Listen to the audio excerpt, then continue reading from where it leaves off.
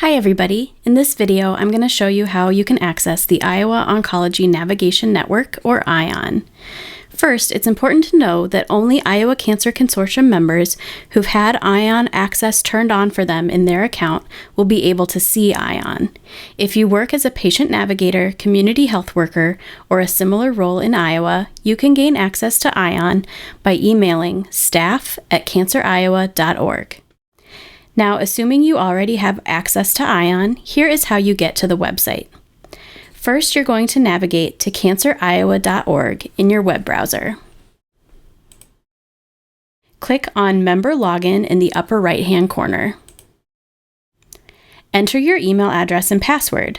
Your email address is the email where you receive communication from the Iowa Cancer Consortium.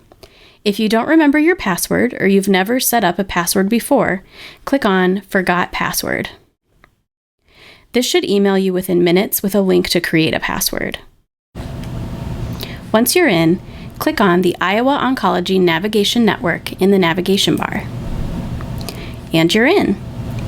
On this main page, you can learn more about IONN and patient navigation. You can see the member forum right here, and you can also click to view and search the member directory. As always, if you have any questions, please don't hesitate to reach out to us.